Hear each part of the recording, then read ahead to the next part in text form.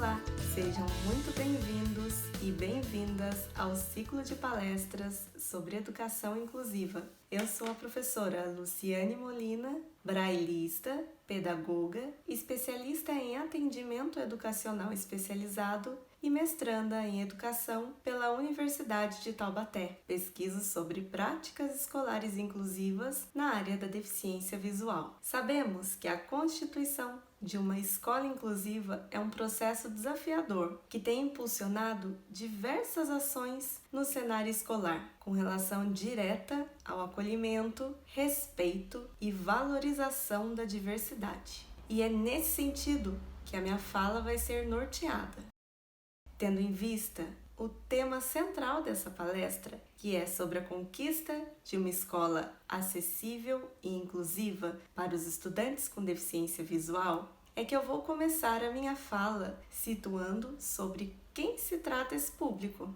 e como que se deu a conquista à educação dessas pessoas. Eu abordarei aqui sobre o atendimento educacional especializado AEE e sobre as suas contribuições para o alargamento da fronteira do conhecimento e da acessibilidade para esses estudantes com deficiência visual. Por fim, eu destacarei sobre a importância do trabalho em conjunto entre os professores do ensino regular e da sala de recursos, bem como dos gestores, dos pais, para o desenvolvimento de uma escola inclusiva. Ao longo da palestra, você poderá utilizar a área de comentários para apresentar suas reflexões ou dúvidas. Vamos lá?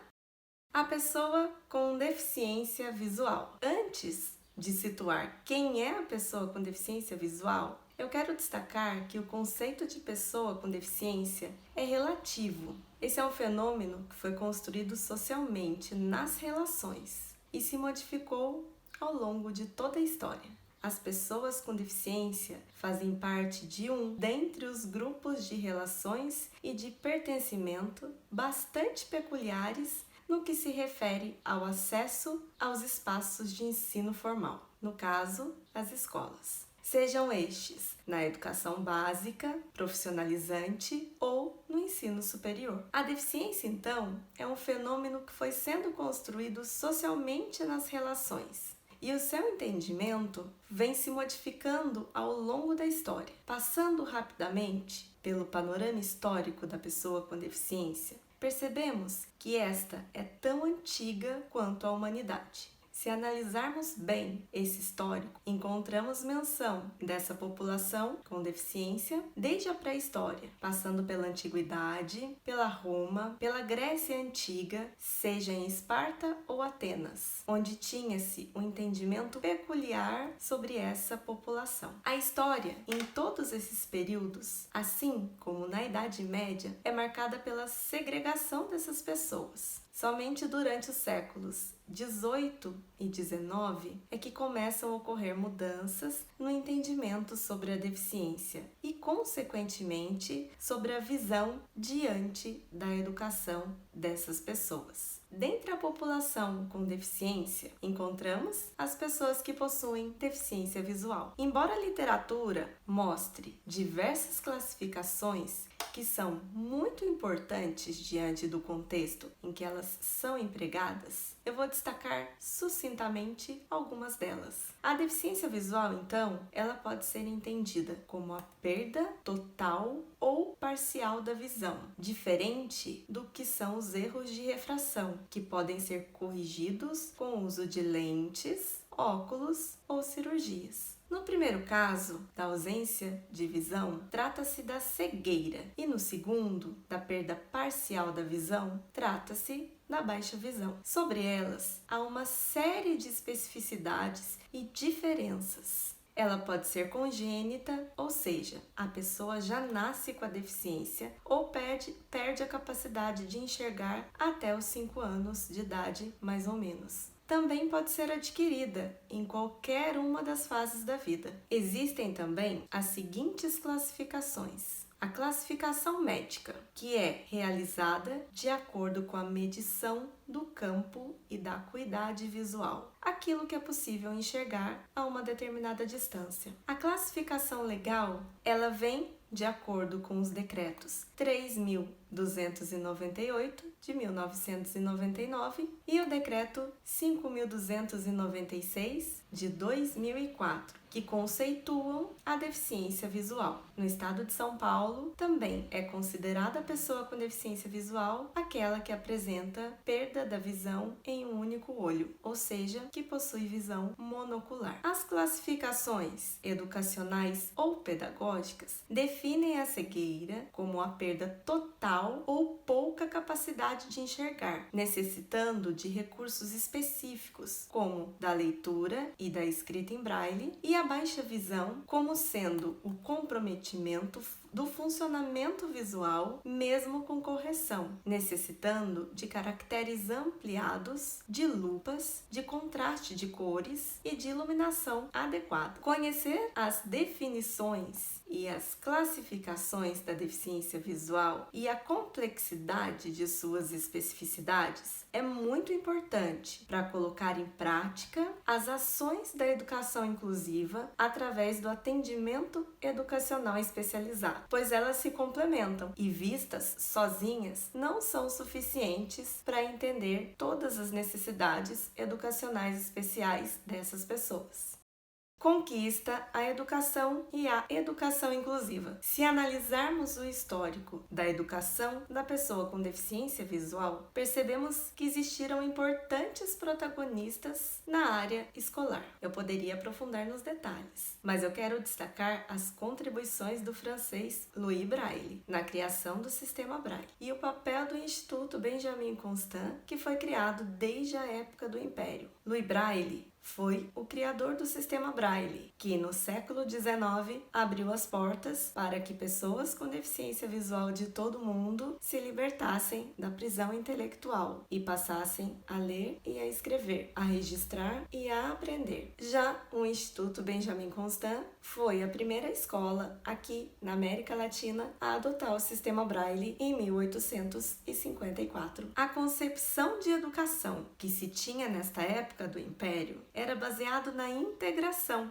que seguia o modelo da filantropia, do assistencialismo e da segregação, por meio do qual fortalecia a necessidade de que as pessoas com deficiência estudassem em locais separados dos demais alunos, sejam em instituições próprias ou em classes separadas dentro das escolas. Essa concepção integracionista vigorou no Brasil até a década de 80, a partir da instituição de importantes declarações. Na década de 90, tais como a Declaração de Salamanca, foi possível perceber o surgimento de programas governamentais e de propostas políticas que revelam a intenção de garantir educação para todos, abrindo as portas da escola para atender toda essa diversidade. A educação, então, começa a assumir um papel de destaque no panorama das políticas governamentais brasileiras. Ao analisarmos algumas pesquisas, percebemos que as iniciativas voltadas para a inclusão das pessoas com deficiência ganharam força quando a formação de professores começou a ser desenvolvida por meio também de programas governamentais. Observamos, a partir de então, o fortalecimento do discurso sobre a educação inclusiva e a extinção gradual das classes especiais, que foram substituídas pelas salas de recursos e, posteriormente, pelas salas de recursos multifuncionais, como sendo aquele espaço instituído dentro das escolas regulares pelo Programa do Atendimento Educacional Especializado, conhecido como AEE. Durante a passagem do processo de integração para a defesa de uma escola inclusiva, importantes documentos contribuíram neste respaldo, como, por exemplo, a Constituição Federal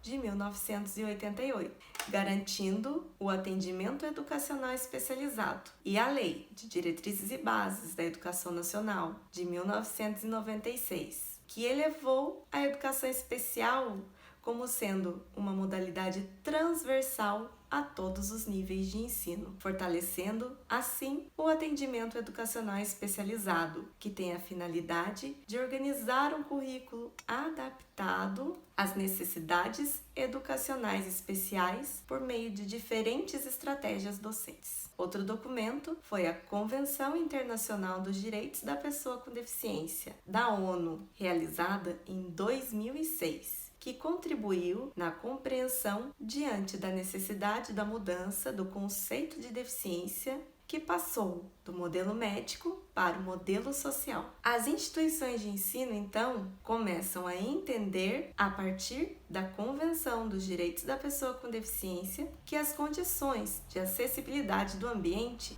que determinam as incapacidades e os alcances das pessoas com deficiência, dentre elas, da pessoa com deficiência visual. Outros documentos, tais como resoluções, decretos, portarias, foram instituídos com o intuito de contribuir e esclarecer sobre outras especificidades do direito à educação da pessoa com deficiência, sendo que foi por meio da Política Nacional de Educação Especial na Perspectiva da Educação Inclusiva, publicada em 2008, que o atendimento educacional especializado foi instituído, como é hoje.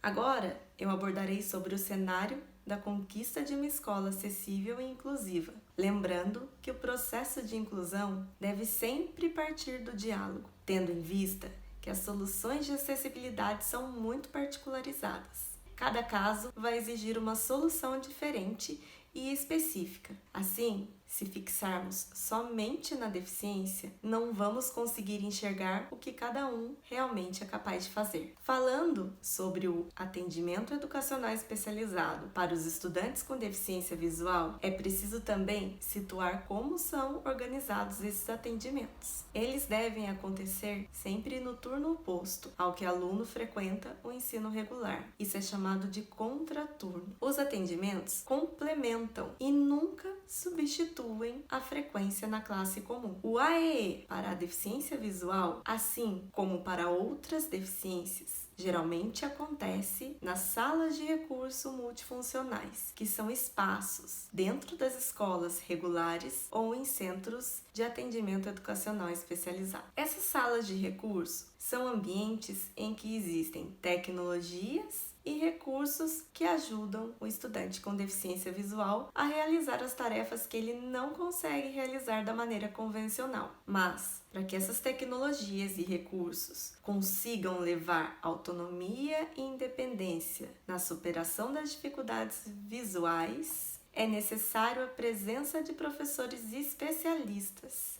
para apoiar os estudantes cegos ou com baixa visão na tarefa que vão executar no cotidiano escolar. Mas, para que essas tecnologias e recursos consigam dar autonomia e independência na superação das dificuldades visuais dos alunos, é necessária a presença de professores especialistas para apoiar os estudantes cegos ou com baixa visão nas tarefas que vão executar no seu cotidiano escolar. Por isso, nas salas de recurso multifuncionais, devem ser ensinadas habilidades específicas para que o aluno tenha acesso ao currículo comum da escola. O professor especialista é aquele profissional que deve praticar os processos de ensino do uso de recursos e de tecnologias específicas, por meio de uma metodologia adequada a cada estudante com deficiência visual. Para a cegueira,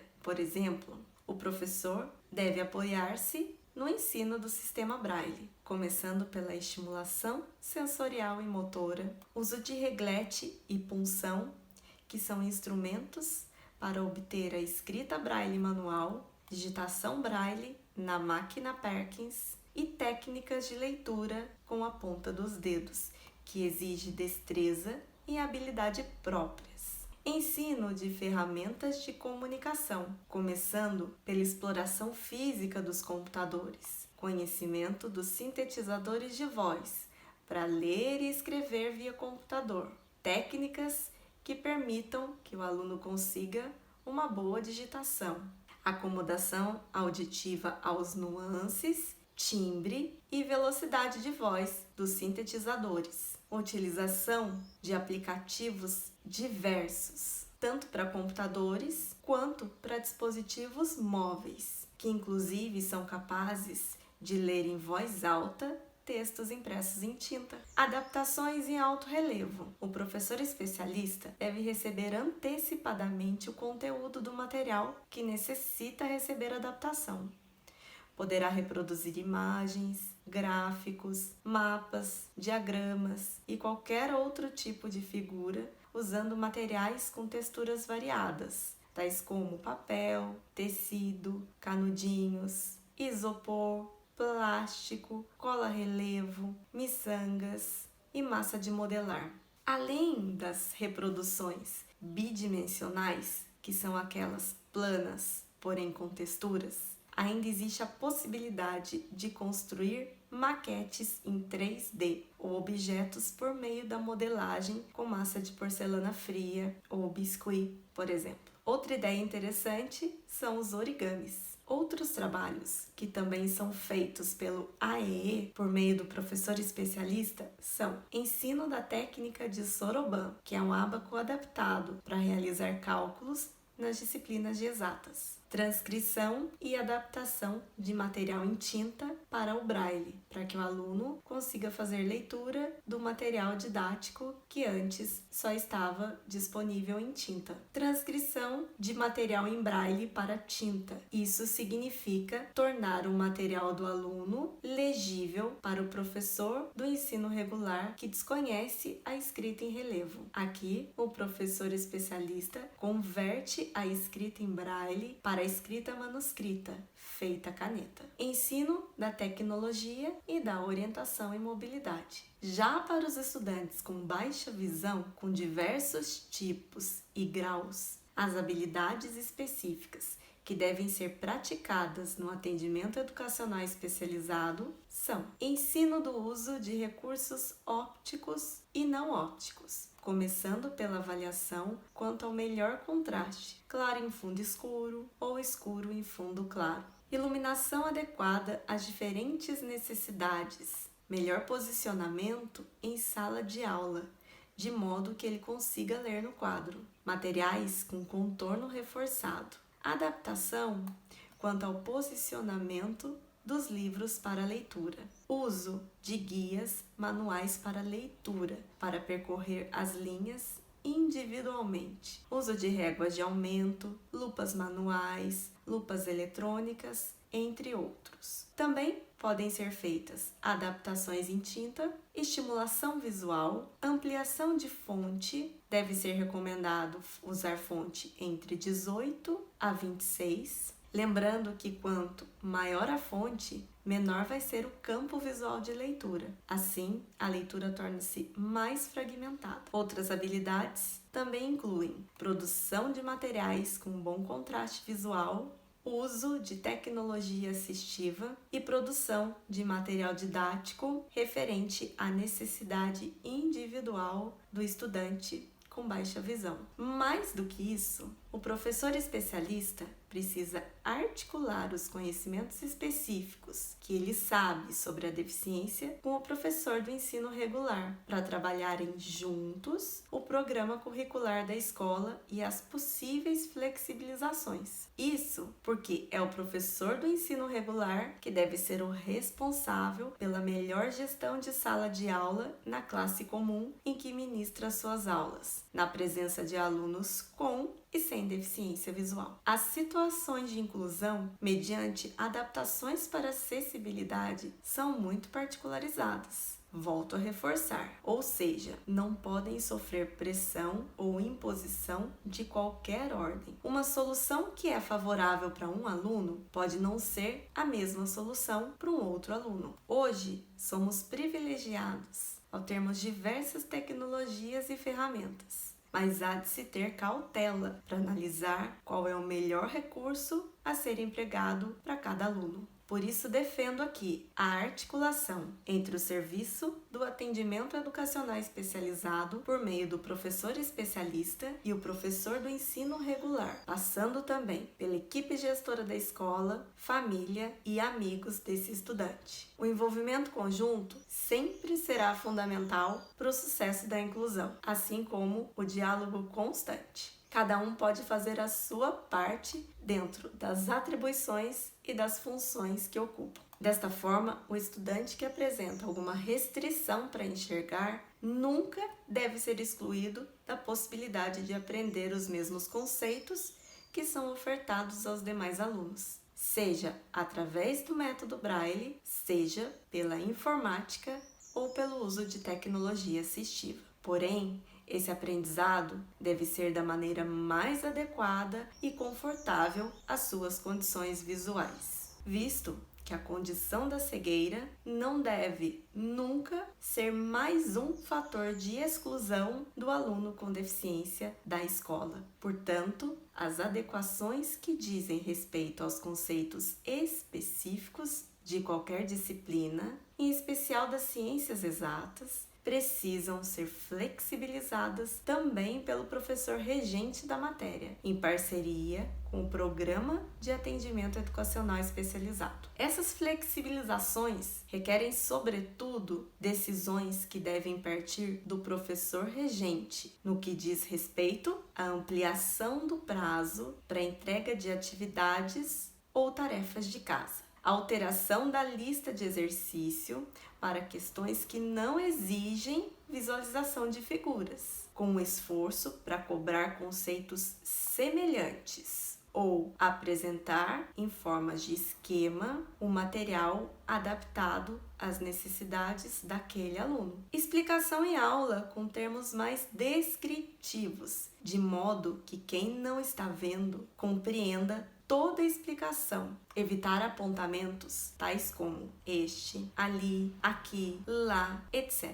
Antecipar o material para o professor especialista para que seja adaptado de modo que o estudante com deficiência visual possa ter acesso a esse material também durante a aula. Antecipar o material também para o estudante com deficiência visual, para que ele venha para a aula já preparado com aquilo que vai ser trabalhado, visto que ele pode demorar um pouco mais para localizar um conceito, uma página no livro, etc. Entender que a leitura em braille e a escrita é processada até 3 vezes mais lenta do que a escrita convencional. Por isso, permitir tempo a mais para a realização das provas, sem que o aluno perca outras aulas. Esses momentos devem ser organizados sem que haja prejuízos, com a possibilidade até mesmo de ser no contraturno. Permitir a gravação das aulas para que o estudante com deficiência visual possa recorrer aos apontamentos posteriormente. Isso porque ele não consegue, por vezes, anotar com a mesma velocidade que os demais alunos. Ouvir os estudantes com deficiência visual quanto às suas necessidades.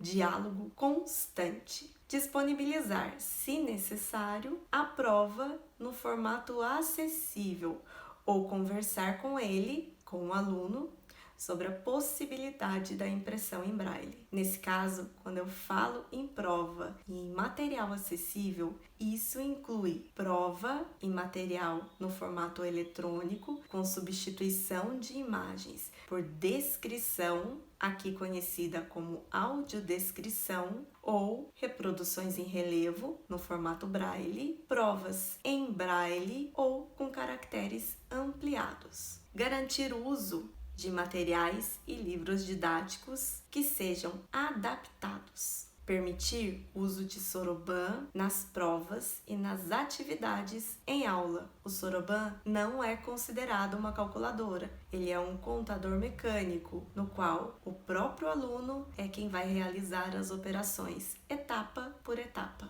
Existem muitas outras indicações, mas todas elas devem partir do princípio do acolhimento, do respeito, da empatia. Assim, todo o processo de inclusão deve ser sustentado no diálogo e nas parcerias entre o especial e o regular, de modo que seja possível entender as necessidades do estudante com deficiência visual sem padronizações. Reforçar as situações de inclusão às quais o estudante necessita para participar das aulas.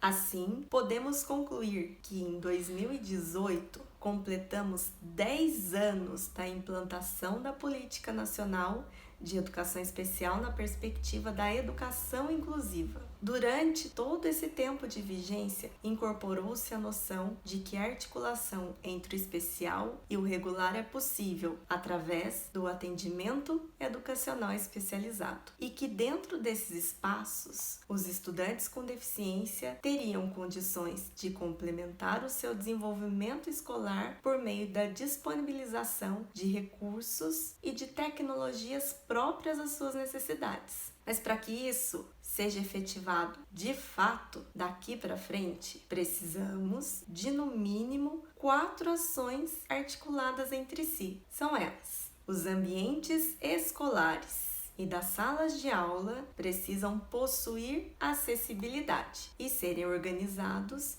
de forma a atender a diversidade da escola. Os processos didáticos e pedagógicos precisam ser revistos com base na flexibilização, nas adequações curriculares e no percurso inclusivo. É preciso que haja investimento no desenvolvimento de recursos de tecnologia assistiva e na formação de professores para que consigam utilizar essas tecnologias. Os professores precisam receber formação profissional e continuada para atuarem nesse modelo de atendimento educacional especializado. Podemos, assim, ir muito além para a garantia de sucesso na inclusão escolar que desejamos oferecer aos estudantes com deficiência visual. A educação de estudantes com deficiência visual é ampla e tem vários outros aspectos a serem explorados. Por isso, eu me coloco à disposição para dialogar mais sobre esse assunto, aqui e também em outros espaços. Se desejar, procure-me nas redes sociais, pelo Facebook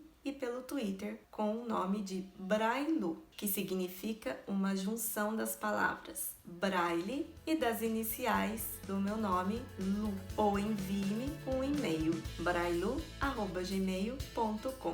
Muito obrigada pela atenção de todos e até a próxima!